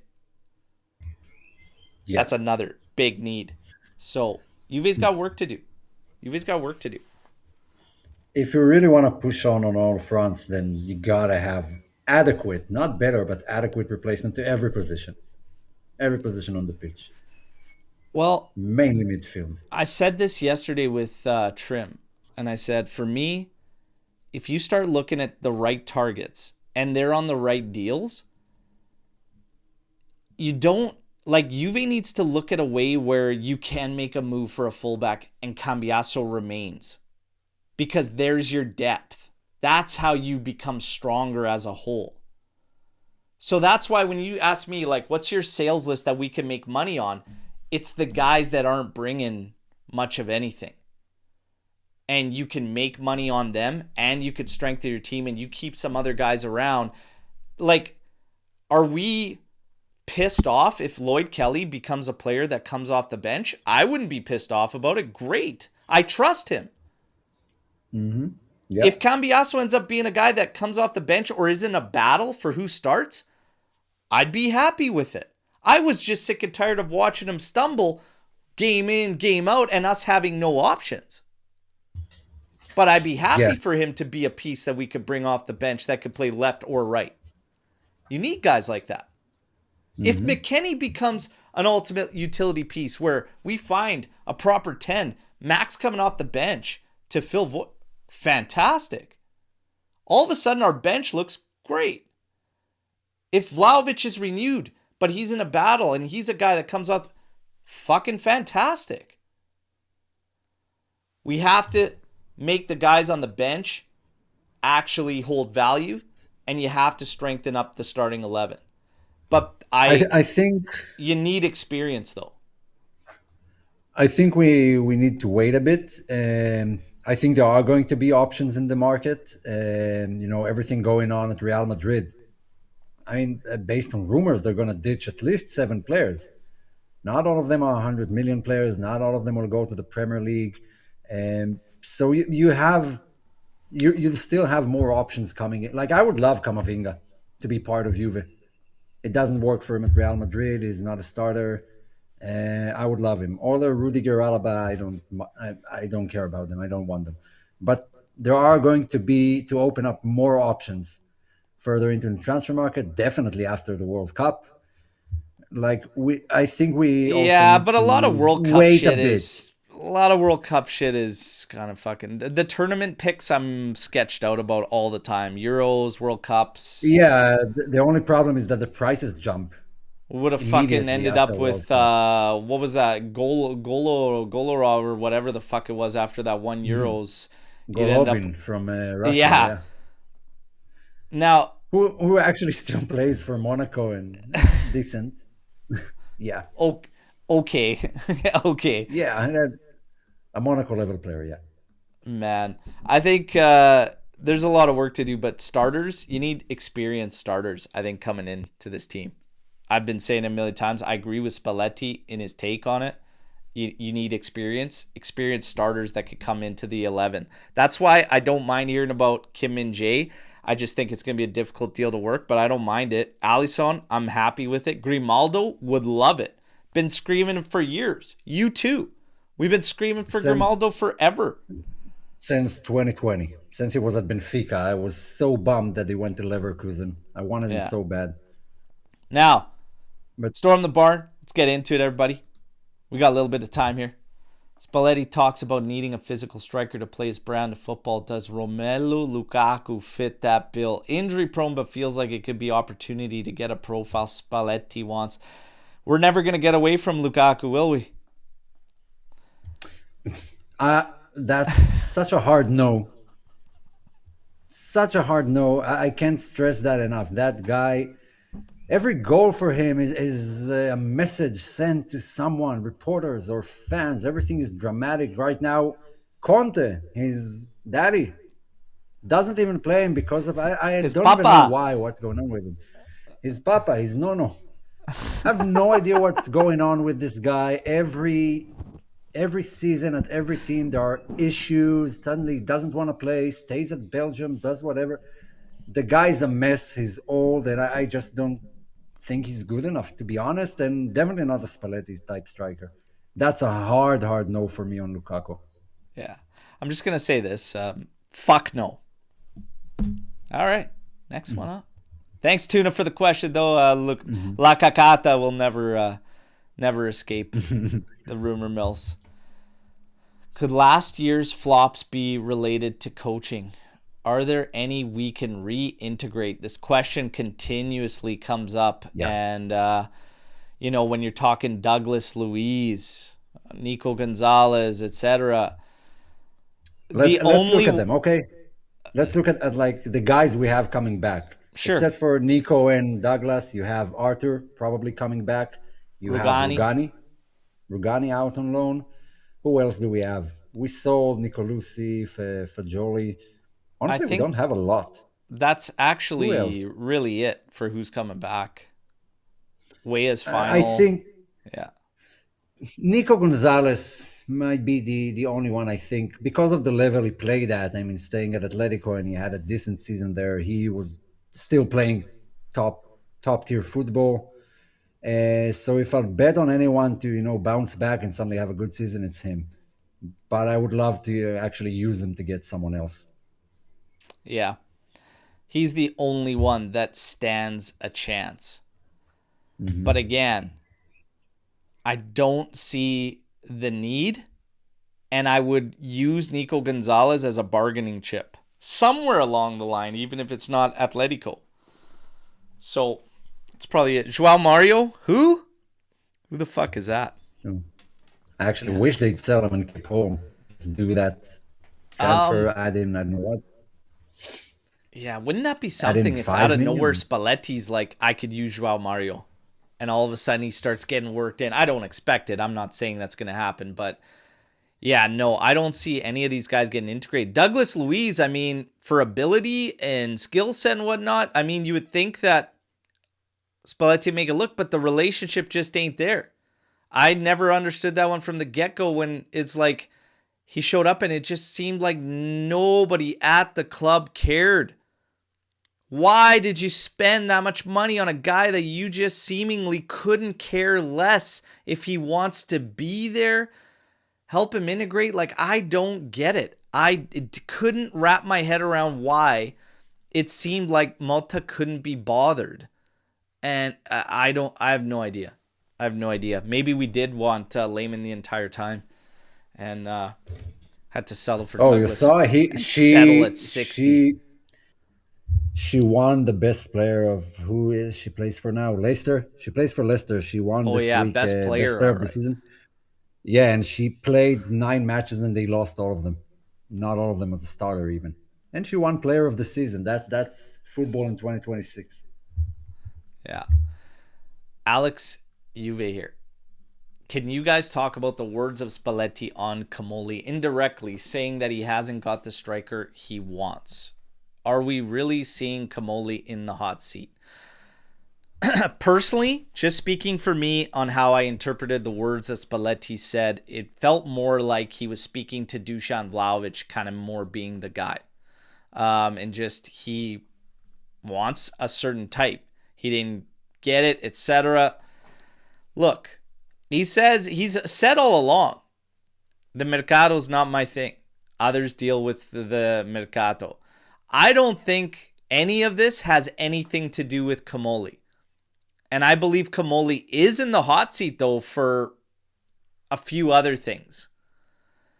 If he is in the hot seat, though, Elkin really needs to find a fucking president and somebody else calling the shots now, because the guys that he's bringing in one by one, you can't keep just being trigger happy and cutting them all loose and not have this massive spotlight on you.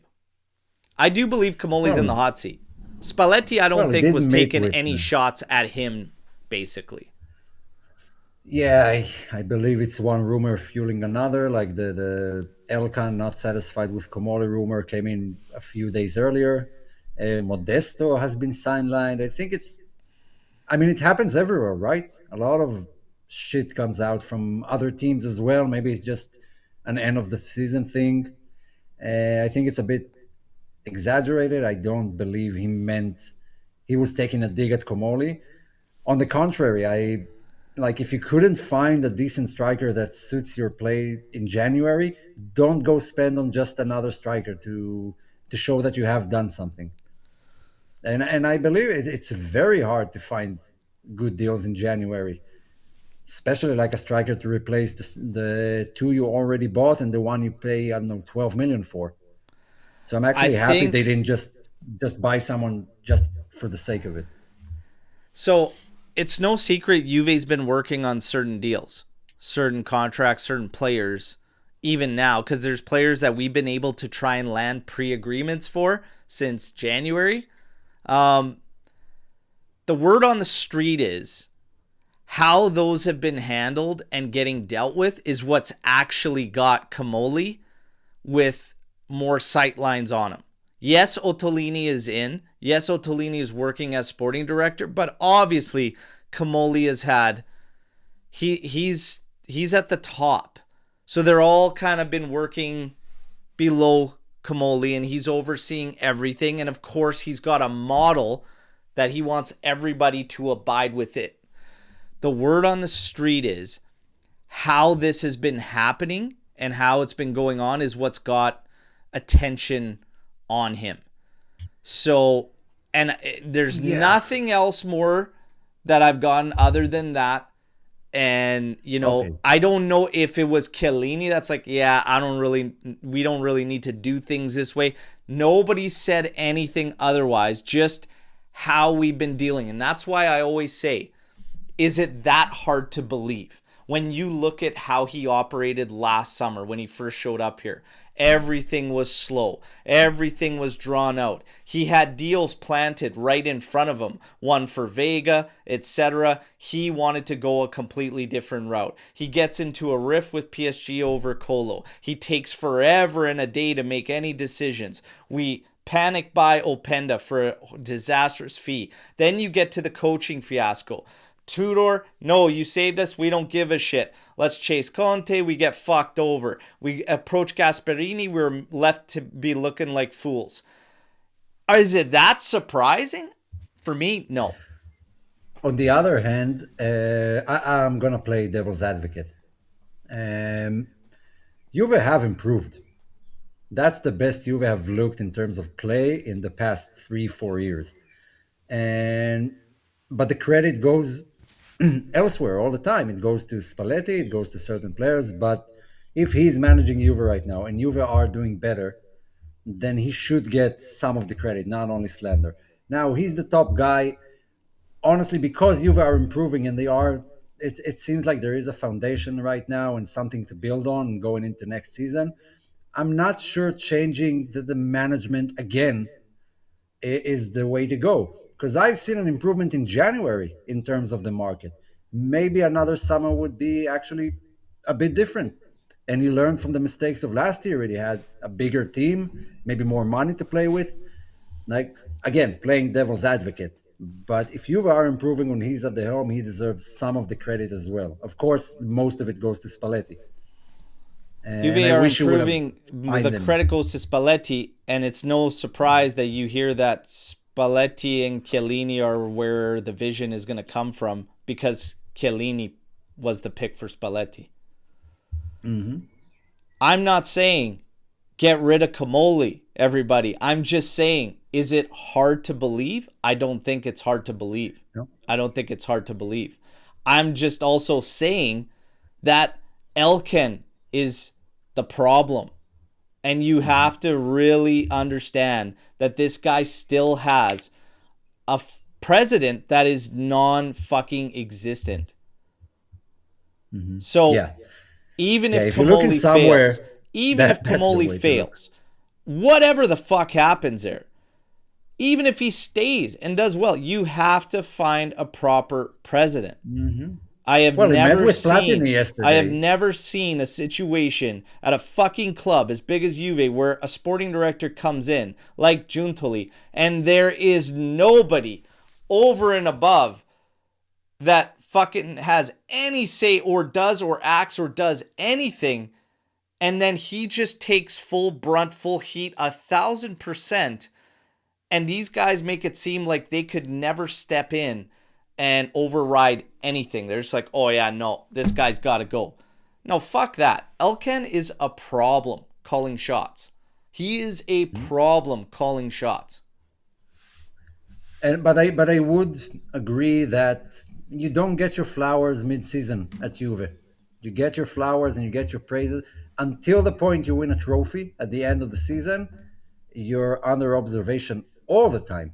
And to me, Elkan should, I don't want to call it displeasement, but he should keep Comoli under fire at all times until the point we win a trophy. Then it's the time to celebrate. That's the Juve standard. The other base of the giving rumor is there's too many cooks in the kitchen. Maybe. Okay. Maybe. I don't.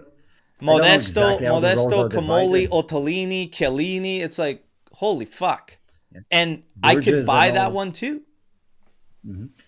Fine. So the first one I'd get rid of is Modesto. I mean, he's the team coordinator, whatever, to the management. I don't know if that's a necessity at Juve right now. Maybe it is. Maybe this is part of the reason that the dressing room has been quieter than past season. Hey, I don't give a fuck who the name is.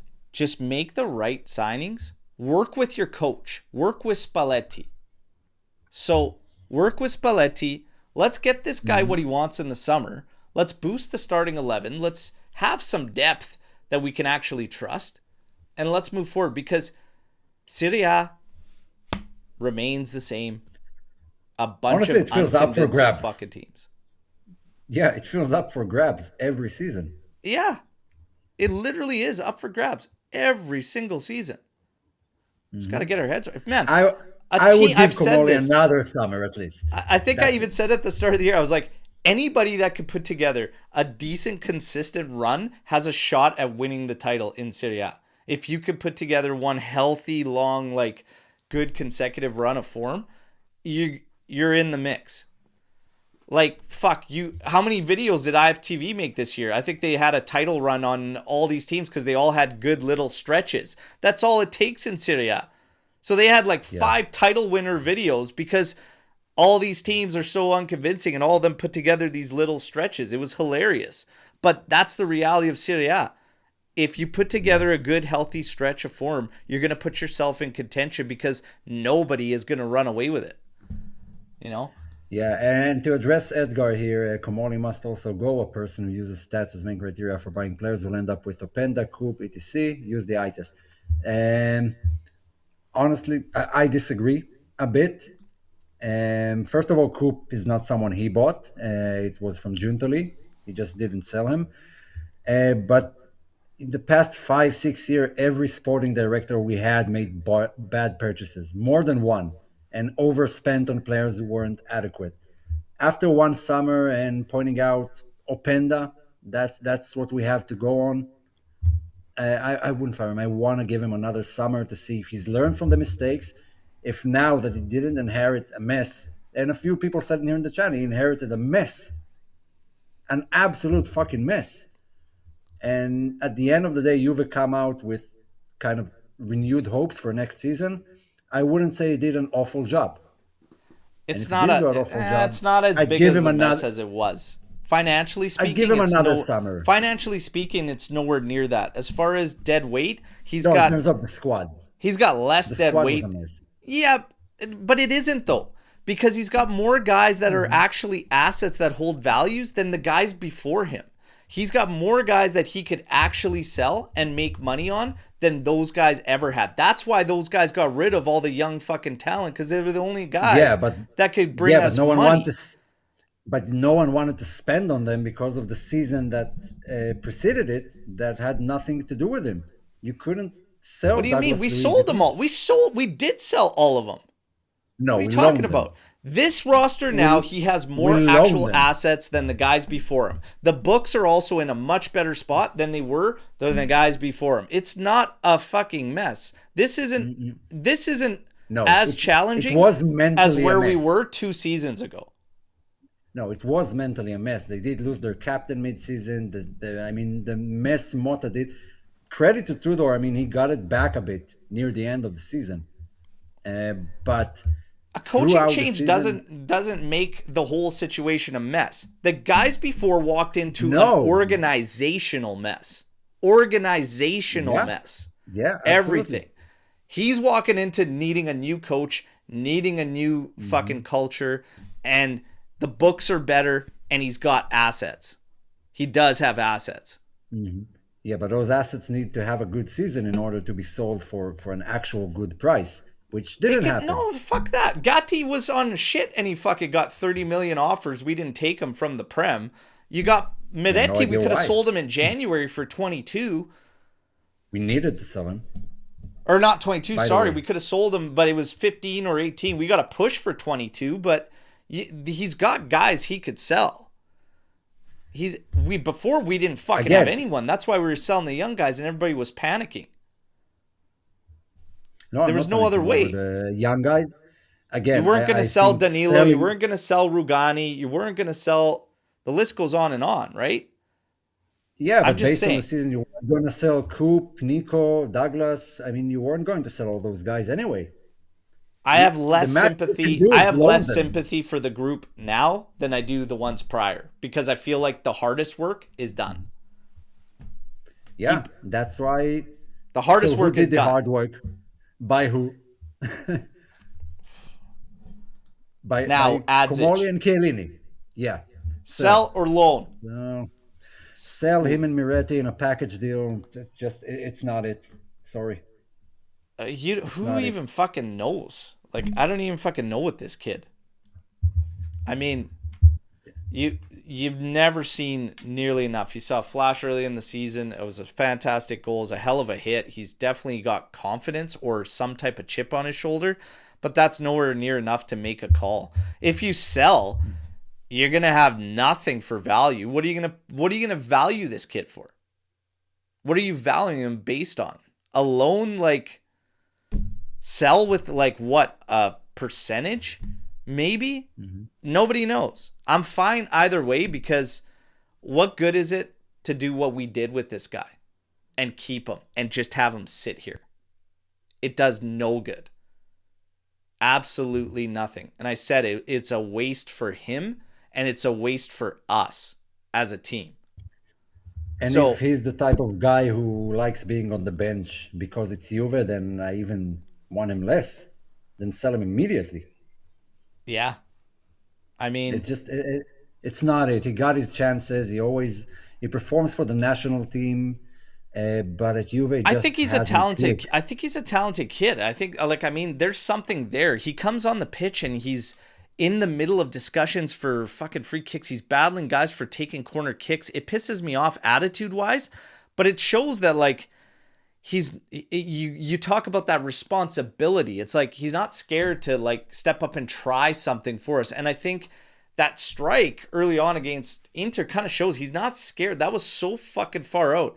He's not scared. There's a level of responsibility there that he's not afraid of, that I actually respect and admire about him.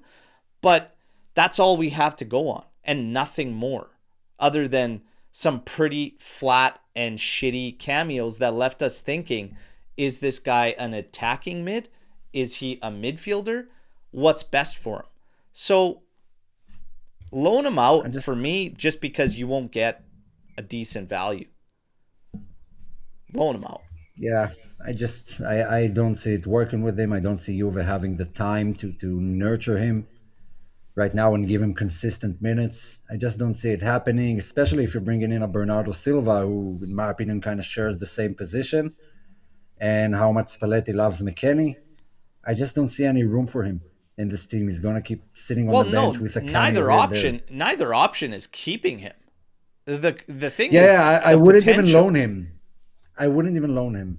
I would if that's the only option, but I would prefer I think there's something there that, I mean, it's a shame to just throw it away. I don't think he's a throwaway player. Like, I mean, for me, you have to try to get some type of good value out of it. I think it's irresponsible of us to treat him as a throwaway. You went out and battled quite a few teams to even land him in the first place. Like, when you land him, there's a lot of hype around it because of how good he was at that age, etc. I don't think he's a throwaway. Try to get some type of value, even if it is further down the road. But yeah, if he loans out and crashes, well, fuck, then it's a throwaway. But if you just say goodbye, no good value, I mean, that's taking the risk. If you loan him and he still crashes out, well, you took a stab at it. There's no risk involved. But he's 19, 20. He has to play regularly. Like, the minimum is loaning him. That's what I mean. Well. I'm trying to see this team as saving value and just trying to get, because whenever you have these young guys that cost you fucking nothing, like, try to maximize even if it's not a future with us, try to maximize what you get financially out of it. Is so critical for teams in Serie A right now and Italy, because we're behind the eight ball in terms of revenue and league production, all that. Like, you have to try and maximize. For me, it's a loan, just simply because of that, you know? Hey, it's one of many calls Juve's got to do. Before we are wrapping up, obviously, here, Omer, do you have any Storm the Barns? Do you have anything that maybe we didn't touch on you want to bring up? Something we didn't touch on. No, I think we covered quite a lot. There hasn't been a lot in the news today in terms of transfers or whatever. You wanted to address Gabriel, the defender from Lecce that he's been linked to. And also I want to address Falcone. I'm not impressed with Thiago. Sorry, there are better defenders in the league, in other teams can pull out from. I don't know. I wasn't impressed with him. Not in the first match against them, and not today. I said that. I was impressed with Falcone. As a second goalkeeper, obviously, if Lecce are going down and you find a way to sell Perin and Di Gregorio, I wouldn't mind Falcone. Or I know a lot of people are high on Dafara, but Falcone gave in one hell of a show yesterday. Yeah, Juve's extending Dafara, obviously. Already nicknamed Baby Buffon, having a spectacular season. And some are saying just bring him in right away. You know what? Let them decide whatever they want to do out there. But Thiago Gabriel, I've said for a while, he does nothing for me. He does not impress me. He does not impress me whatsoever. And he got absolutely done 12 seconds into that game with that move from Vlahović. Yeah, no, he doesn't do anything for me. Nothing at all. He's not even on the radar. Like, I wouldn't even have him on the list for me No, personally. absolutely not. And Edgar answered us. Criteria as you mean, Frank Lampard ahead of Zidane. Frank Lampard was a beast, an absolute fucking beast, and he clears Zidane in terms of stats. Like from I think I saw a stat like from 2006 to 2011, he had more goals and assists than Xavi and Iniesta combined Yeah, at he the was same crazy. time. The guy was a beast. I mean, if you get Lampard instead of Zidane, that's not a bad trade off. And so the stats do tell a certain story at the end of the day. You can't just disregard them and say, just watch the match. It's a combination of both of them. And both Zidane and Lampard were phenomenal players. And so it's not similar to the case we discussed before. Yeah. How about Gallo from yesterday? I don't know. Gallo, I mentioned his name a few times before, like as a substitute left back. I think he actually is a decent left back, enough to like be a substitute. Not the main guy, especially if Cambiaso is the main guy. Yeah. But I don't think he's a bad player. I actually would like him to stay in Serie A at least and not go down. Yeah. Maybe cheap deal there, eh? For some depth. Not bad. Gio says my no-no's name. Sign him today. Now. There you go. Done. Check. I brought this up with Trim yesterday. I just want to get your take before we sign out because it's starting to pick up steam. But Kim and Jay, what do you think? I think that would be the ultimate purchase in terms Yeah. of Spalletti, in terms of complementing Bremer, the way he plays, his speed, his physicality. Yeah, not good enough for on top of the world Bayern, probably, but at Juve, absolutely. I don't know if it's Spalletti that got the best out of him or just Italian league fits his style of play better. But absolutely, if that's an option, it's not a question for me. I feel like, I brought this up yesterday. I feel like the longer things go on here and we're hearing more names drop off, the higher he rises in terms of importance for Juve to make the approach and push to try and land. Right now, he's top of the list, I'd say, and should be. And Bayern are no nonsense team. They're not going to drag you out all summer to take out 5 more million from you. If they're not willing to sell them, they won't. If they are, they'll do it fast. Yeah, They 40 will million so. is what the rumor is. I made a statement yesterday. I want to get your take. I said 40 million spent there is better than 30 on Kolomuani. I agree. There you go. We're in agreement. Now, everybody, 68 points for Juventus. Okay, overtaking Milan, who has to play Atalanta. So basically, Como, if Milan lose today, and Roma. Sorry, I was just going to say Como won today. Obviously, we all know about that. Yeah. They're 3 points behind us. Same amount of games. Milan faces Atalanta. We have to wrap things up against Fiorentina and then Torino. Well, if Milan loses today, we gotta take 4 points right out of those 2 matches, because both Fiorentina and Torino would love ruining Juve's Champions League. I mean, they're gonna come out guns blazing just for the sake of ruining it. For yeah, 100%, 100%. Yeah, but I think if Milan loses today, I think 4 points is enough. Yeah, and six, honestly, what do you think's gonna? Do you think Atalanta's gonna beat them? Chat. Yeah. Is Milan losing today? I think they do. I actually think they're gonna lose. Yeah. I actually think they're gonna lose 2-1 today. They just aren't scoring a bunch of goals. Ibrahim's got a draw happening. They're just not there. I've said this for a while now, you guys, that I have a feeling that they're just going to be the ones that end up on the outside. Right now, the toss-up for me is Como and Roma, but I'm not sold on Roma at all. They have a good run now over the last games, though, so it could still go with my finish. Inter, Juve actually hops over Napoli. Inter, Juve, Napoli, and Como. My final four from like weeks ago could still end up taking shape. We'll see. We'll see. I actually think Roma are getting in there and pushing Milan out. If I had to guess, I think Roma are pushing them out. So Roma's going to finish with Parma and then Lazio and Verona. I actually think that Roma drops the game to Lazio, which is going to create problems for them.